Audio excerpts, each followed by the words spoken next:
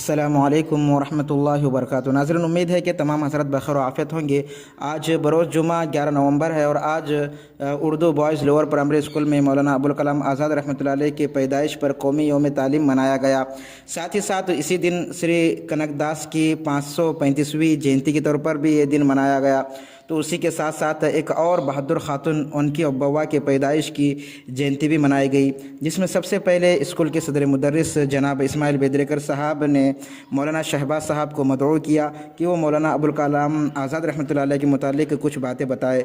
तो मौलाना ने मुख्तसर अंदाज में मौलाना की ज़िंदगी के मुतालिक कुछ बातें इरशाद फरमाई। उसके बाद जनाब इस्माइल बेदरेकर साहब ने मुख्तसर और जामे अंदाज में अपनी बातें पेश करते हुए फरमाया कि मौलाना अबुल कलाम आज़ाद रहमतुल्लाह अलैह आज़ादी के लिए जिद्दोजहद करने वालों में से थे। इल्म का बहुत शौक़ था, कई किताबों के मुसन्निफ़ भी हैं। और बताया कि उन्होंने हिंदुस्तानियों को एक होने की बहुत ज़्यादा दावत दी। मुल्क के आज़ादी के खातिर जेल गए। बहरहाल जब मुल्क आज़ाद हुआ तो उनको पहला वज़ीर तालीम बनाया गया। तो उन्होंने कई तालीमी इदारे कायम किए, जो कि उनका बहुत बड़ा कारनामा साबित हुआ। उन्हीं की पैदाइश के मौके पर यानी आज का ये दिन 11 नवंबर को कौमी यौम तालीम के तौर पर मनाया जाता है। उसके बाद फिर दूसरी शख्सियत श्री कनकदास के ताल्लुक़ से बताया कि ये एक सिपाही के बेटे थे और वालिद की तरह ये भी सिपाही बनकर लड़ने के लिए गए।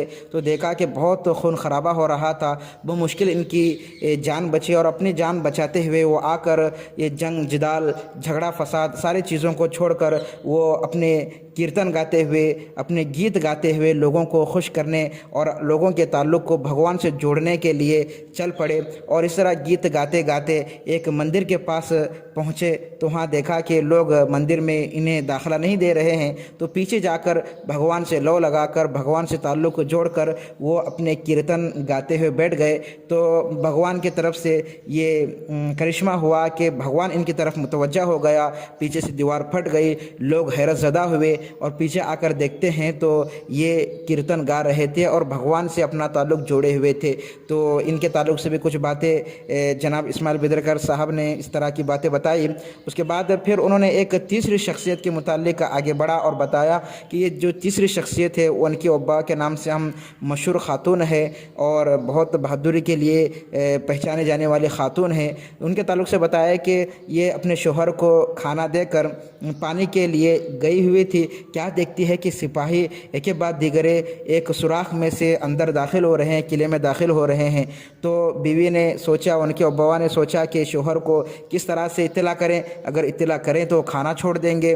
तो खुद ही एक लकड़ी, बड़ी सी लकड़ी लाकर जो है उनको मारने लगी, यहाँ तक कि एक ढेर लाशों की उन्होंने बना दी। उसके बाद शोहर ने सोचा कि कितना देर हो गया है आने को, अब्बा अभी तक नहीं आई। वो देखने के लिए जब बाहर आते हैं तो क्या देखते हैं कि एक लाशों की ढेर अब्बा ने कायम किया है और मार कर जो है एक ढेर लगाया है। तो ये बहादुरी का कारनामा था। तो फिर शंख बजाया जाता है और सारे लोगों को अलर्ट किया जाता है और सारे लोग जंग लड़ने के लिए जब आते हैं तो मालूम होता है कि उनके अब्बा ने कई लोगों को मौत की घाट उतार दिया था और ये बहुत बहादुरी का कारनामा था। तो उसी असना में कोई एक आकर इन पर हमला कर देता है तो वहीं पर जो वो ख़त्म हो जाती है, शहीद हो जाती है। तो उनके ताल्लुक़ से भी बताया और ये कहा कि टीवी में भी इसके ताल्लुक़ से तफसीलन बताया जाएगा। ये तीनों शख्सियतों के मुतालिक उन्होंने तफसीली अंदाज में बताया। देखिए आगे तफसीली रिपोर्ट। अस्सलामु अलैकुम वरहमतुल्लाहि वबरकातुहू। नहमदुहु व नुसल्ली अला रसूलिल करीम, अम्मा बाद। आज हमारे लिए बहुत बड़ी खुशी का मौका है क्योंकि आज 3 लोगों के यौम पैदाइश पर हम जमा हुए हैं और उसमें से सबसे पहले मौलाना अबुल कलाम आज़ाद रहमतुल्लाह अलैह, जिनके पैदाइश पर कौमी यौम तालीम भी मनाया जाता है। और इस तरह से दूसरे जो शख्सियत है वो श्री कनकदास, उनकी पैदाइश के मौके पर भी हम जमा हैं। और इस तरह से जो तीसरी शख्सियत है उनके अब्बा, उनकी जयंती, उनके पैदाइश के मौके पर भी हम खुशियाँ मनाने के लिए और उनकी ज़िंदगी के बारे में कुछ पहलू जानने के लिए और इसी तरह से उनके कारनामों के ज़रिए से हम भी कुछ सबक हासिल करने के लिए आज जमा हुए हैं। तो हम सबसे पहले बात करते हैं मौलाना अबुल कलाम आज़ाद रहमतुल्लाह अलैह की। मौलाना अबुल कलाम आज़ाद रहमतुल्लाह अलैह ये मक्का मुकर्रमा में पैदा हुए और इस तरह से इनकी जो तालीम हुई वो एक बड़े इदारे में तालीम हुई। अदबी एतबार से भी एक मायानाज शख्सियत है। पहले इब्तदाई दौर में वो शायर भी थे, उसके बाद इनका रुझान नसरी अंदाज में पलट गया और उसके बाद इन्होंने अपने खुतूब के ज़रिए से, अपने कारनामों के ज़रिए से कई मरतबा अंग्रेज़ों के ख़िलाफ़ इन्होंने जिदारे रिसाले जारी किए। सबसे पहले लिसानुस सिद्क इनका कम उम्र में ही एक जिदारा जो है इनका शाये हो चुका था। उसके बाद फिर जब परवान चढ़े अपने उम्र के लिहाज से तो अल हिलाल के नाम से इन्होंने एक रिसाला जारी किया, जिसमें इन्होंने अंग्रेज़ों के खिलाफ पॉलिसियाँ, जो उनके पॉलिसियाँ चला करते थे, उनके खिलाफ आवाज़ें उठाई। और जहाँ उन्होंने एक तरफ तो अंग्रेज़ों के खिलाफ जब आवाज़ उठाई तो दूसरी तरफ मुसलमान, हिंदू जो यहाँ के रहवासी थे, यहाँ के हिंदुस्तानी लोग थे, उनको मुत्तहिद करने की तरफ भी उन्होंने बहुत सारी तवज्जो दिलाई। लेकिन जब गवर्नमेंट अंग्रेज़ों की थी उस वक्त, जब उन्हें पता चला कि अल हिलाल रिसाले में ये सब सारा काम चल रहा है, उनके पॉलिसियों की खिलाफ वर्जी की जा रही है, अंग्रेज़ों की पॉलिसी की खिलाफ वर्जी की जा रही है, तो उन्होंने उसको बायन कर दिया अल हिलाल रिसाले को। उसके बाद एक दूसरा रिसाला उन्होंने जारी किया अल बिलाद के नाम से, और इसमें भी उन्होंने अंग्रेज़ों के खिलाफ आवाज़ें उठाई। उनकी जो खुफिया पॉलिसी थी और उनके जो चालें थी उनको ख़त्म करने और उजागर करके सारे लोगों के सामने उन्होंने पेश किया, ताकि लोग जो है उनसे अलर्ट रहे, होशियार रहे और किसी भी तरह से हम उनके गुलामी में ना आए और इस तरह से आज़ादी को हासिल कर रहे। ये उन्होंने फिक्र अल बिलाग रिसाले के ज़रिए से उन्होंने उसमें दिलाई। और इस तरह से ये तर्जुमे कुरान भी थे, मुफस्सिर कुरान थे, सियासतदान थे, मुफक्किर थे। और इस तरह से अबुल कलाम आज़ाद रहमतुल्लाह अलैह को इल्म से बहुत मोहब्बत थी। और फरमाते हैं, इनका छोटे ज़माने का एक वाक़या, मशहूर वाक़या है। फरमाते हैं कि इनके वालिद साहब जो दरसी किताबें हुआ करती है, सिलेबस की जो किताबें हुआ करती है, उसी पर फोकस देने के लिए कहा करते थे। लेकिन इनको शौक था पढ़ने का, लिखने का और भी इसके अलावा जनरल नॉलेज वगैरह हासिल करने का, लिटरेचर में महारत हासिल करने का इनका शौक था। तो वालिद साहब कहा करते थे कि सिर्फ जो है क्लास की किताबें पढ़े, लेकिन उनको शौक था पढ़ने का। अब हमारा आज शौक देखा जाए तो हम मोबाइल लेकर बैठते हैं, गेम खेलते हैं, बाहर जाते हैं, लेकिन वो ऐसे नहीं थे। ज़माने तलब इल्मी में ही और बचपन ही से उन्हें जो है इल्मी लगाव था और छोटे से थे, जैसे आपकी उम्र है वैसे उम्र में उन्होंने इल्म से बहुत लगाव रखा था, मोहब्बत रखी थी। एक वाक़या मशहूर है उनका कि जो उनके लिए खाने के लिए पैसे मिला करते थे, चॉकलेट वगैरह खाने के लिए, वो जमा करके वो मोमबत्तियाँ खरीद कर लाते थे। मोमबत्तियाँ क्यों? इसलिए कि जब रात में सारे घर वाले सो जाते तो ये उठकर, पहले तो लाइट वगैरह का जमाना नहीं था, वो रात में उठकर मोमबत्ती जलाकर किताबें लेते और किताबें लेकर पढ़ने बैठते। इसी तरह एक मर्तबा का एक वाक़या ऐसा पेश आया कि डर के मारे उन्होंने लिहाफ ओढ़कर, बिस्तर ओढ़कर अंदर ही जो है मोमबत्ती लगाकर पढ़ना शुरू किया। और अचानक ऐसा हुआ कि वो आग बिस्तर को लग गई और भड़कते भड़कते जो है वो शोले में तब्दील हो गई और आग बहुत ज़्यादा भड़क गई। तो लोगों ने जब मालूम हुआ, घर वालों को परेशान होकर आकर देखने लगे तो क्या देखते हैं कि बिस्तर को जो है आग लग गई थी। और उस वक्त मालूम हुआ कि वो क्यों लगी है, इसलिए कि वो लिहाफ में बिस्तर ओढ़कर पढ़ रहे थे, क्योंकि कितना शौक था पढ़ने का। तो हमें भी चाहिए कि उनकी जो शख्सियत में इस तरह से पढ़ने का शौक था, किताबों से ताल्लुक था, मोहब्बत थी, हमें भी चाहिए कि ऐसी किताबों से लगाव रखें। और हमें भी चाहिए कि जो भी हमारा फारिग वक्त मिले, खुला वक्त मिले, उसमें हम जो है किताबों में अपना वक्त निकालें, किताबों में अपना। जैसे कि असातिज़ा मौलाना साहब ने अपने इज़हारे ख्याल पेश किए, मैं उनका हमारे मदरसे के जानिब से शुक्रिया अदा करता हूँ।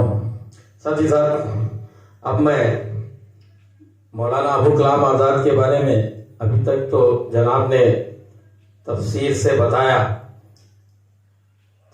बताया है, फिर भी मैं चंद बातें कहना चाहूँगा। मौलाना अबुल कलाम आज़ाद मक्का मुअज़्ज़मा में पैदा हुए। बचपन ही से उनको पढ़ने का बहुत शौक था, तो उनकी तालीम क्या है, वालिदैन के साथ गुजरी। प्राइमरी तालीम वालिदैन के घर में, यानी कि घर में पढ़े हों, उस वक्त प्राइमरी तालीम उनकी क्या है, वालिदैन के साथ गुजरी। उनकी वालिदा बहुत ही नेक खातून थी, उन्होंने उनको पढ़ाया बचपन में। फिर बाद में जी के साथ मिलकर पंडित जवाहरलाल नेहरू के साथ मिलकर क्या है, उन्होंने देश को आजाद कराने के लिए उनका साथ दिया। तो अभी मौलाना ने बताए कि अपनी कौम को एक करे हो। जब देश आजाद हुआ तो मौलाना अबुल कलाम आजाद क्या है, हिंदुस्तान के पहले वजीर तालीम बने, पहले वजीर तालीम बने और बहुत से मदरसे क्या है खोले। तो ये सरसरी मैं आपको मौलाना अबुल कलाम आजाद के बारे में बताया। आप वीडियो भी तुमने दिखाया जाएगा, उसमें भी पूरी उनकी हिस्ट्री बताई जाएगी। अब मैं उसके बाद आ रहा हूं 535वां क्या अभी कनकदास, श्री कनकदास जयंती क्या है हमारे मदरसे में मना रहे। तो कनकदास क्या है भी 1509 से लेकर 1609 तक क्या है उनका सफर रहा। इनका असली नाम तिम्मप्पा था, कनकदास का असली नाम तिम्मप्पा था, फिर बाद में इनका नाम कनकदास पड़ा। ये क्या है मैसूर के एक इसमें जो उनके पिताजी, अब तुम ना बोलना बोले तो एक तुम्हारी इसके जबान के अंदर, वहां पर क्या है भाई क्या है एक सिपाही की हैसियत से काम करते थे। तो फिर बाद में इन्हों भी क्या है कनकदास अपने क्या है वहां जाकर उन्हों भी क्या है बाप की जगह पर आपे भी एक क्या है सिपाही की तरह वहां पर काम करने लगे। तो उसके बाद जब एक जंग हुई, उस जंग में इन्हों क्या है मरते मरते बच गए। तो जब देखकर क्या कहे नो कि ये जंग वगैरह क्या है भी, तो इसलिए ये जंग करने से कोई हासिल नहीं होने वाला, इसलिए क्या भी हमें क्या करना चाहिए। तो मैं क्या करूंगा कि क्या है लोगों को अपने गीतों से संवारते हुए, अपने गीतों को बताते हुए बचपन से क्या करें, उन्होंने बाद में क्या है कीर्तन करना शुरू करें। उसके बाद इन्होंने इसी तरह कीर्तन करते करते क्या है एक जगह उड़पी की एक मंदिर है कि वो मंदिर को चले गए।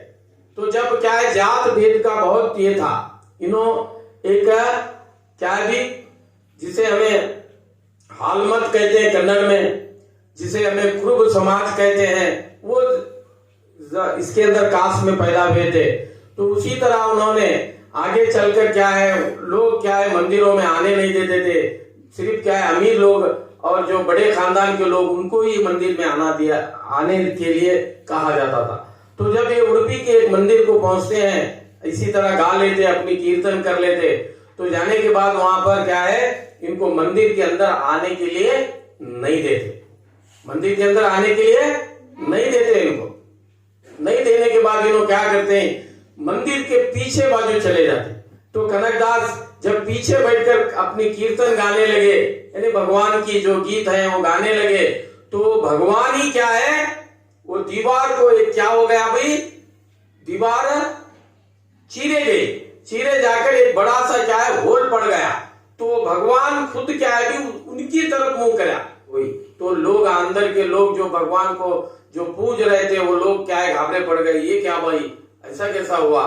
तो इसी तरह क्या है भी जो लव लगाते अल्लाह से, यानी कि मैं कहने का मतलब मेरा क्या है जो कन्नड़ भाषा में जिसे भगवान की भक्ति कहते हैं, हमें हमारे में क्या है भी अल्लाह से हमें जो लव लगाते हैं तो अल्लाह ताला हमारी तरफ क्या है भी मुतवज्जा होते हैं। इस तरह कनकदास की पहुंचाया। अब साथ ही साथ और एक शख्सियत है वीर वनती वबोवा, ये भी नाम बहुत ही मशहूर है। एक सिपाही की औरत थी, वो भी तुम्हें वीडियो में दिखाया जाएगा। सिपाही की औरत थी सिर्फ। तो एक दफा क्या भी चित्रदुर्ग की ये वो भी एक जिला है, जैसे हमारे बीजापुर है कर्नाटक का, वो भी एक जिला है चित्रदुर्ग के अंदर क्या है भी वहां पर एक बार जंग होती। तो चोरी से क्या है पहाड़ों में से एक होल रहता है, यानी कि महल की जो महल के अतराफ में जो दीवार होती है, यानी कि महल को यानी कि बचाने के लिए, तो उस दीवार को क्या है भी एक होल रहता है। तो उस होल में से वहां से क्या है भी चंद सिपाही अंदर आने की कोशिश करते रहती। तो उनकी वबवा क्या है देखती, देख को क्या करती हो ना एक मुसल लेती, अपने घर में से जाकर मुसल लेकर आकर सबको वहां पर जो जो अंदर आते रहते उनको मारने का शुरू करती। मार मार को पूरे सिपाहियों को क्या भी ढेर बनाए रहती, ऐसा बड़ा सा ढेर लिजा मारने का, उसे उठा को लिजा को सटने का, मारने का लिजा को उठा को फेंकने का। इस तरह फिर बाद में एक सिपाही देखता है, देख को अरे बाप रे ये क्या कर रहे, तो उन्हें क्या है अपना शंख फूंकता है, फूंकने के बाद तमाम सिपाही आते हैं।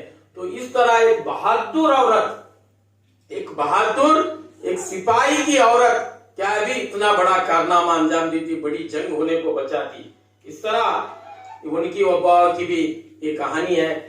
तो इस तरह हमें आज हमारे मदरसे में ये तीनों जयंती आज हमें मनाए। तो मैं तमाम बच्चे भी इसमें शामिल हुए, तमाम हमारे असातिज़ा भी इस प्रोग्राम में शामिल हुए। बस मैं यहीं पर मेरी तकरीर को खत्म करता हूँ। जय हिंद, जय भारत। अब उसी के साथ मैं